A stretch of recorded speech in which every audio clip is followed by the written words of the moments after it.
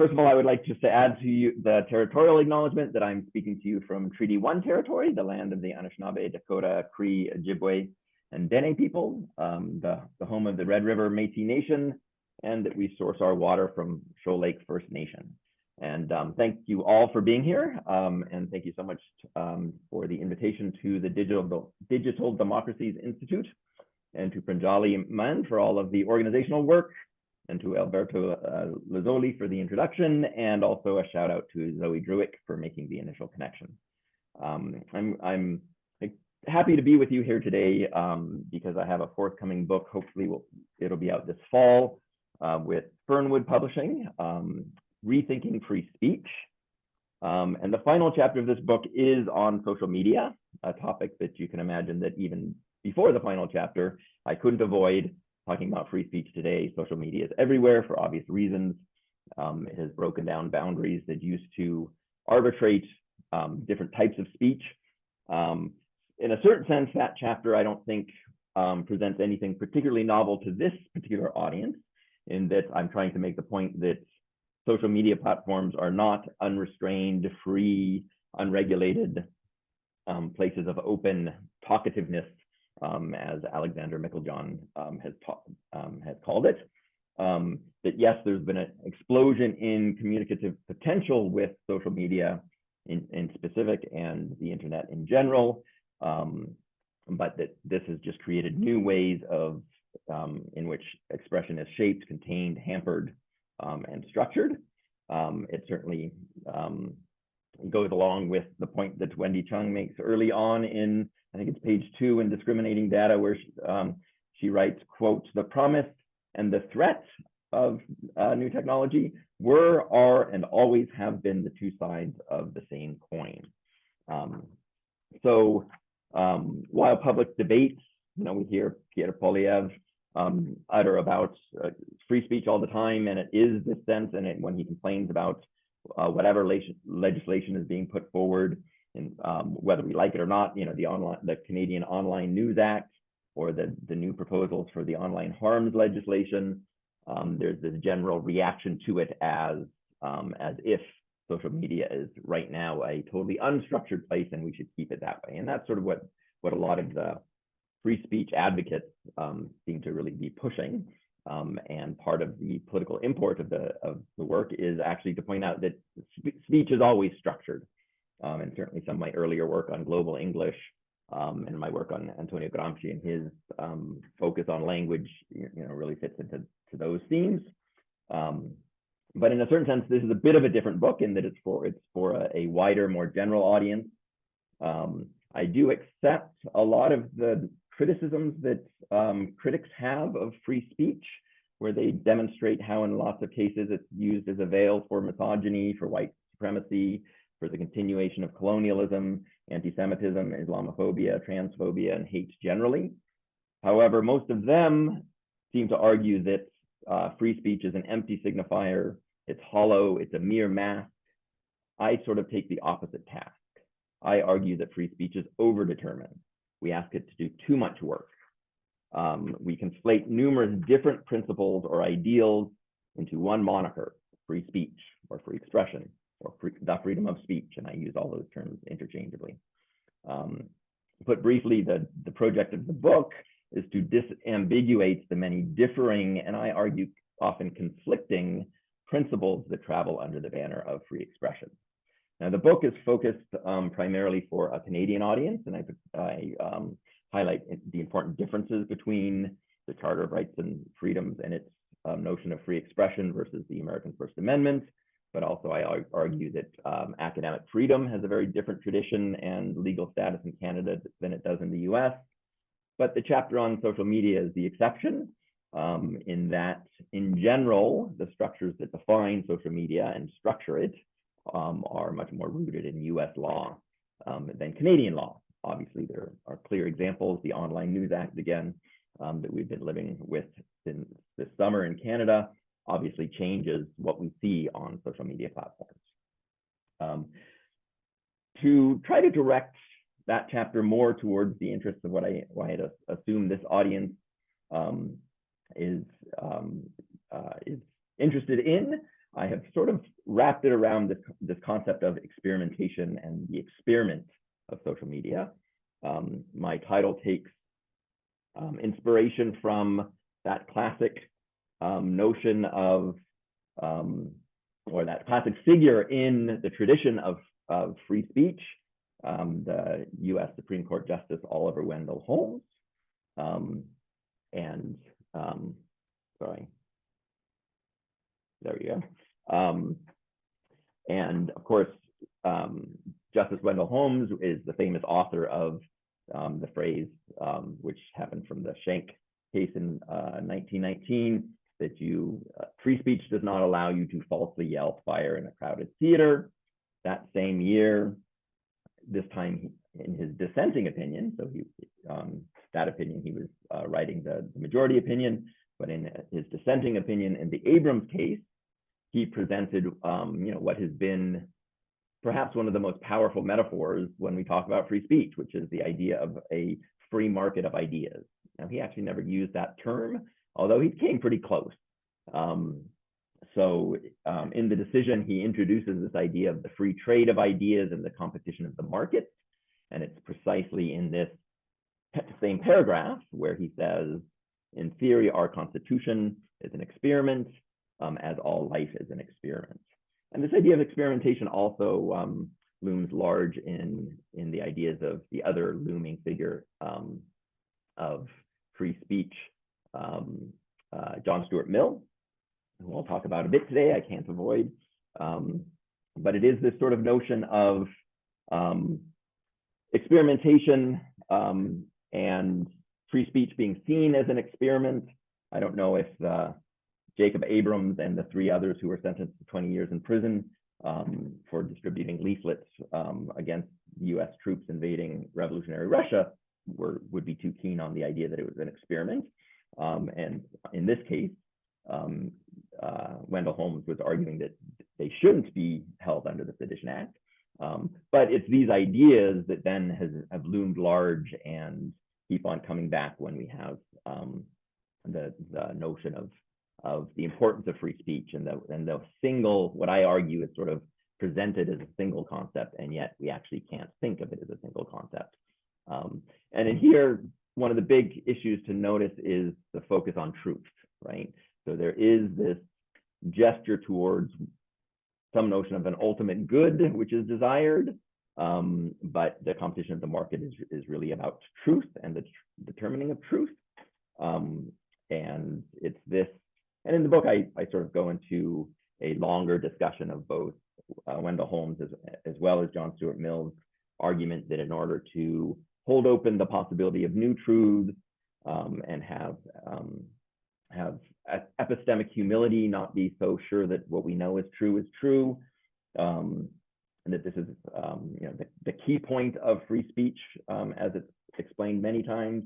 I draw on the work of John Durham Peters, who calls this model the homeopathic machismo of free speech, whereby in order for an idea to be deemed good and prove its truthiness and worthiness, it must be attacked and survive in battle. It must be inoculated by the opposing ideas. That sort of battle of truths is the image that John Durham Peters sort of undermines and calls our attention to. But certainly I wouldn't want my title to make you think that I'm presenting the experiment as an overly simplistic, either social media is or is not successful at purveying free speech. It's precisely the contrary, that it reminds us once again that we need to think more deeply about what the different aspects of free speech are and how they fit together, or in my argument, don't fit together. So certainly I'm fascinated by how at the opening of the millennium, with the internet in generally and social media in particular, there's a huge optimism in terms of the democratic potential of this new technology, how it's a boon for democracy, for organizing protests, its role in the Arab Spring in 2011. All of this optimism then has obviously turned around in a very drastic way.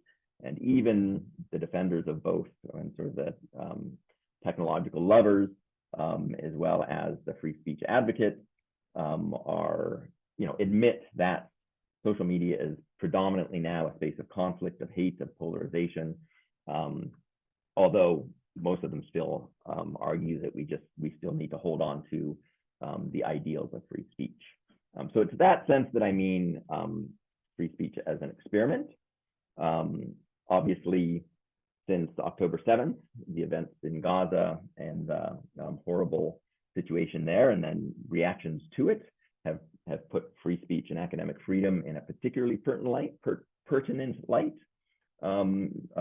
especially in Canada or Canada and many other places, where pro-Palestinian speakers and demonstrations have felt suppression and silencing.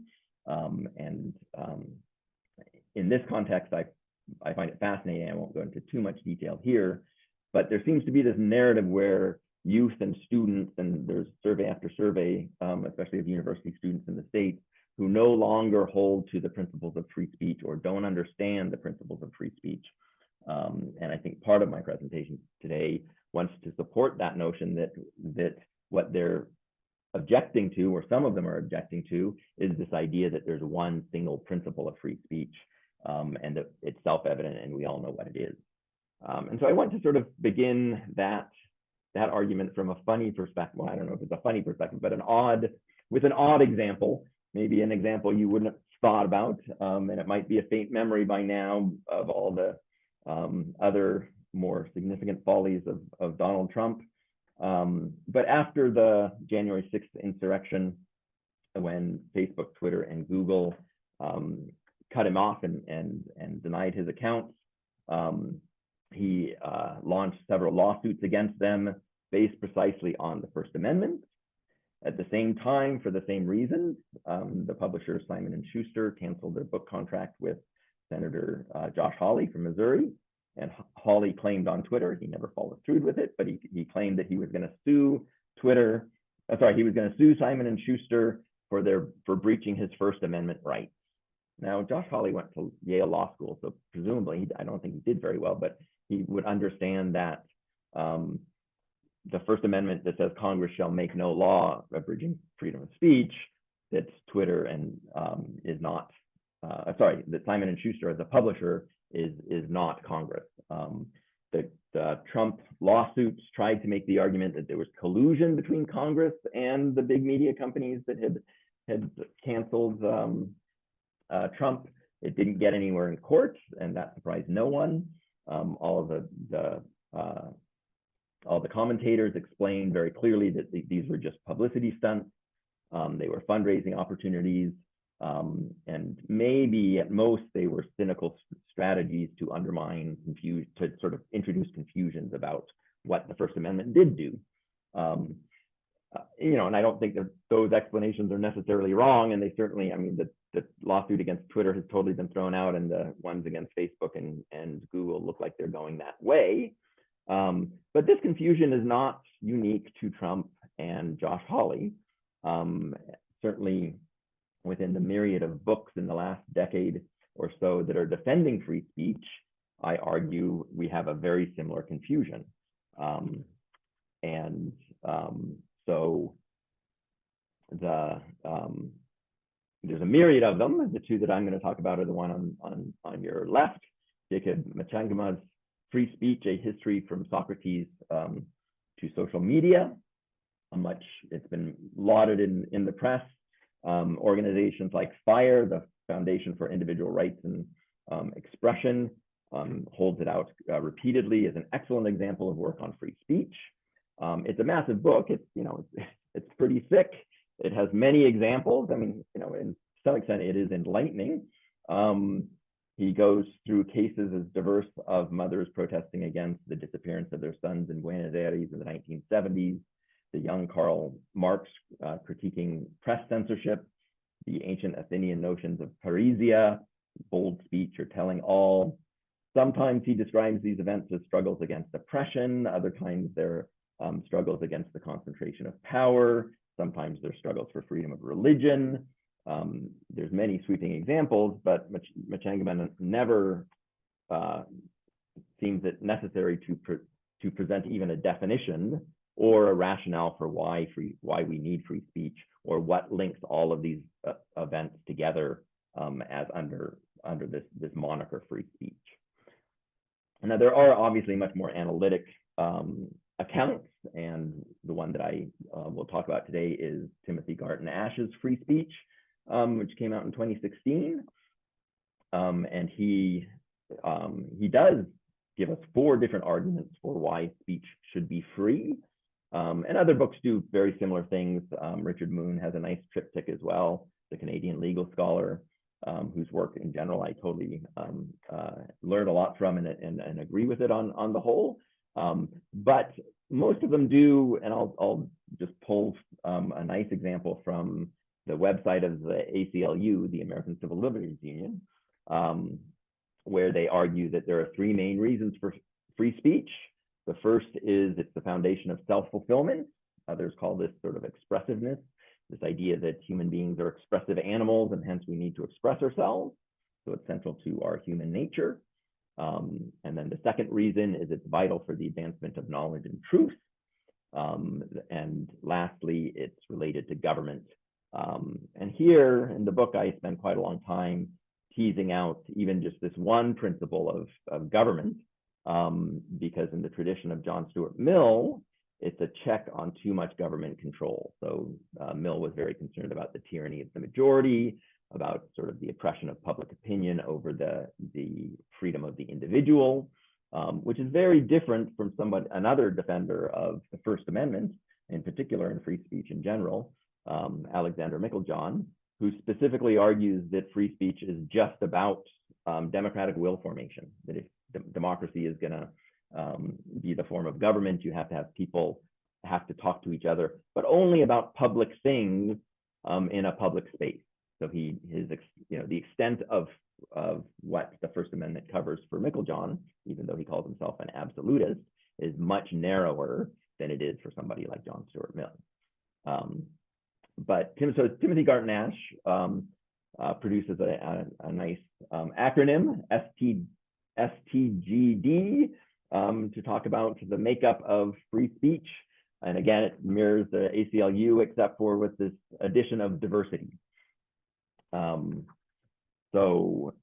diversity might be the most important thing especially when I think about the internet and the type of work that I read around communications and algorithmic and big data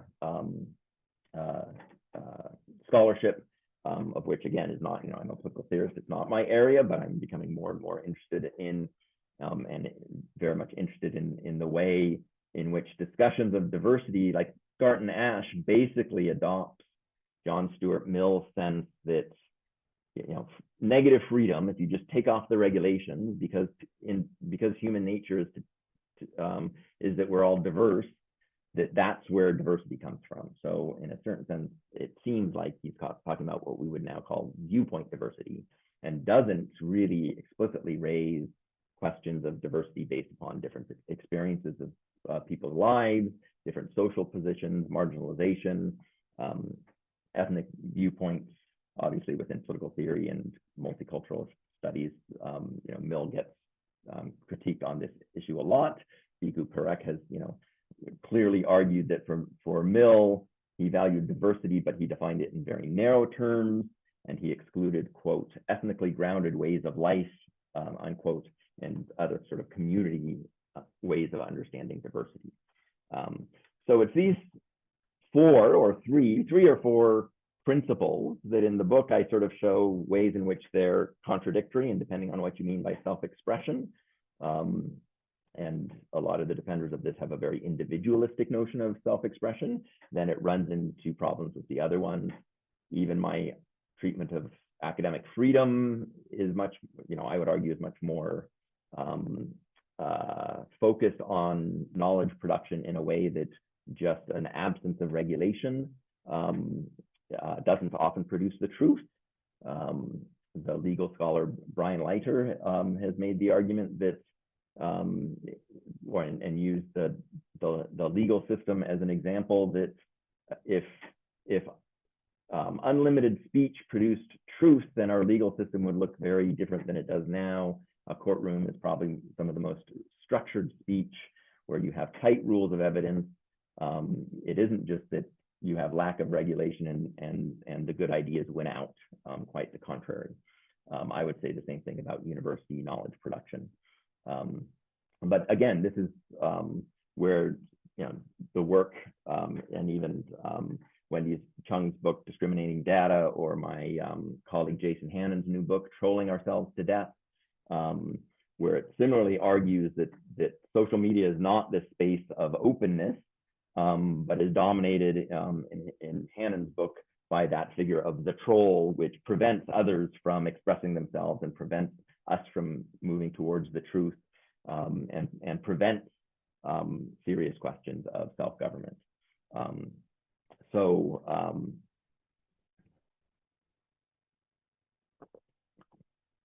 in that sense, when we turn to social media, the question is what are the goals of free speech, or what are the different goals of free speech that we're asking to take place in this arena? And again, I don't, partially to be not technologically determinist about it. I think this part of the debates around free speech go back well before social media, but they just play themselves out more pronouncedly on once we have this hugely new communicative potential. So John Stuart Mill, famously in his second chapter of On Liberty, make arguments like, I'll start with the quote that's not on the screen: "If all of mankind minus one were of one opinion and only one person were of the contrary opinion, mankind would be no more justified in silencing that one person than if he, if he had the power, would be justified in silencing mankind." So again, there's this sort of sense that for Mill, the big fear is too much. It's the tyranny of the majority. It's too much strength for public opinion and the majority. In his chapter 2 of On Liberty, he specifically argues that censorship of any type is wrong, because if the opinion that is to be silenced is right, then all humanity are deprived of the opportunity for exchanging error for truth, i.e. what we call epistemic humility. We might think we're right about things, but there's a chance we're wrong.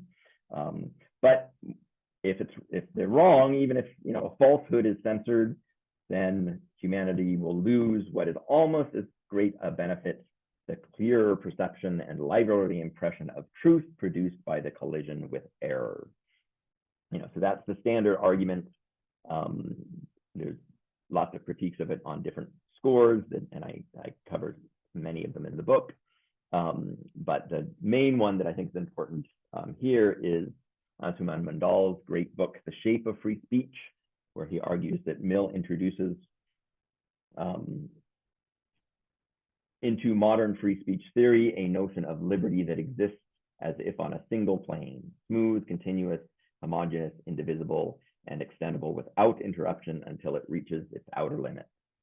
Drawing on Talal Asad, Mandal asserts that we conceptualize the freedom of expression not in terms of empty homogeneous spaces, but rather, quote, as forces and flows channeled by and through irregular and uneven terrain. The shape of free speech, Mandal argues, is plastic and malleable, including institutional bulwarks, the law, the state, bureaucratic machinery, and I would add to Mandal's list the profit motive and capitalism, in a word. And obviously, again, there's lots of other scholars who have brought these questions up into the question of what Philip Napoli calls the algorithmic marketplace of ideas, and rethinks it in those terms. Gavin Titley's book on Is Free Speech Racist draws on Mandal's notion of the shape of free speech to, in a sense, argue, yes, free speech is at very least used for racism. So, that's sort of where we're getting to that question of the internet and cyberspace. Now, I mentioned Alexander Meiklejohn before, and in the book I go into, sort of much greater detail about him. I did sort of want to just pull up partially to, again, make it clear that it's not technological determinism that we're talking about here, and that his comments about the radio very much match a lot of what our current discussions are about social media. I'll pass over that quickly because I think I'm running a bit low on time. But that does bring us to this quote from another judge, Judge Stuart Dalzell, not half as well known as Wendell Holmes, who clearly thought that and this was 1997, so before social media even began, but when the internet was well underway, that yes, that the internet has achieved and continues to achieve the most participatory marketplace of mass speech that this country and indeed the world has seen. Now, the interesting thing about this quote is it's from his decision, which struck down the Communication Decency Act of 1996, which was the US Congress's first attempt to regulate decency and pornography and child pornography and such things on the internet. And it's this judgment that kept Section 230 intact, right? So there's been tons of discussions of Section 230, which basically is the legal structure which allows, I would say, social media to, if not exist, that might be too big of a claim. At very least, it allows social media to be as massively profitable as it is today. So when we're talking about the ways in which social media is already structured, again, I'm not the expert, and probably some people in the audience are much more than I am, but there's an array of different ways we can think about it. There's Tim Wu, President Biden's technology advisor, as well as a law professor at Columbia, who makes that argument that the shift from the abundance of news, to the scarcity of news to an abundance of news and information goes along with a parallel shift of a scarcity, an abundance of attention to a scarcity of attention, and that notion that we've entered the attention economy and the algorithmic business models and the debates around surveillance capitalism, platform capitalism, and all of those questions that, again, I'm not, are where the important arguments are in some sense, especially if we're talking both about policies and regulations, but even how to conceptualize free speech and what the concerns really are there. Certainly in the book, I do a fairly basic argument that we can see that social media as exists today would not exist, again, without Section 230 that I'll talk a tiny bit about. Many of you also probably know more than I do about it. But it's also things like the invention of cookies in 1994 by Netscape. The long gone Netscape, but the cookies are still with us.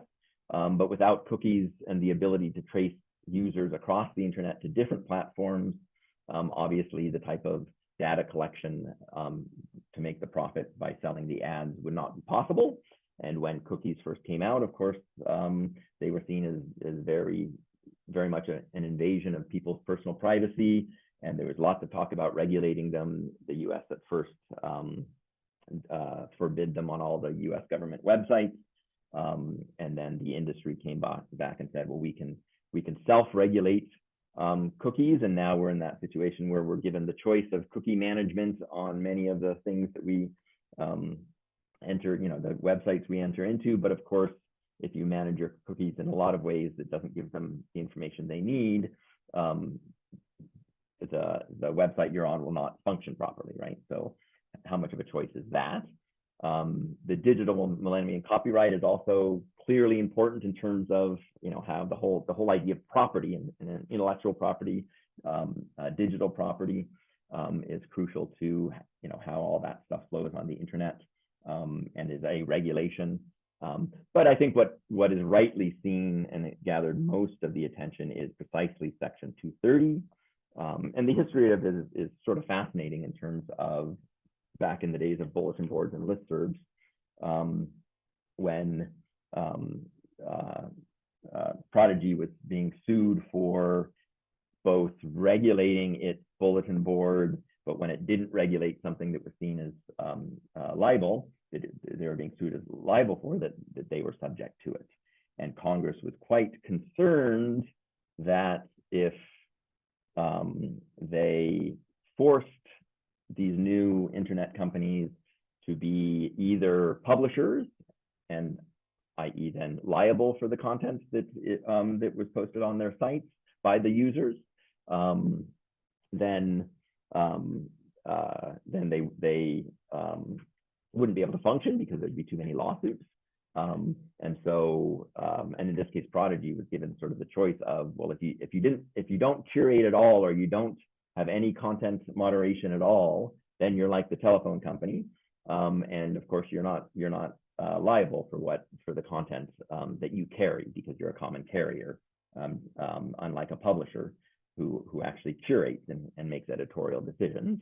And of course, Section 230 gives the social media companies best of the both worlds, right? They don't have to be either, right? So it's that freedom that they have because of this law, which enables them to generate non-paying users, massive, in the millions and billions, which is exactly what they need to extract the data to make the profit by selling ads.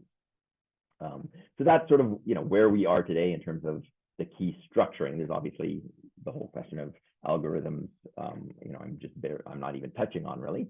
So there's much more to it there, but it's enough to say that the legal structures are what enable the supposedly free discussion on social media.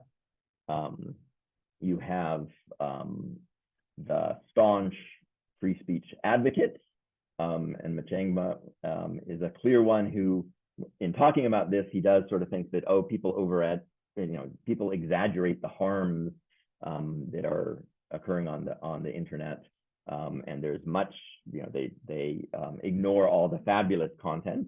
But he does admit that things are pretty bad, and ultimately argues that the problem is if we regulate social media, then the curse will be worse than the disease. But he has no, it is a disease, right? So everybody's admitting, even the people who are totally against any type of regulation,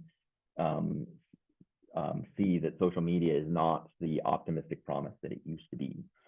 So I look at work by people like Jonathan Haidt, who's also involved in FIRE, but also the co-author of The Coddling of the American Mind, who argues, quote, social media's empowerment of the far left, the far right, domestic trolls, and foreign agents is creating a system that looks less like democracy and more like the rule of the most aggressive. Right? So in that sense, it's a failed experiment. But his answer is we need to stick harder to free speech principles and just ride it through, right?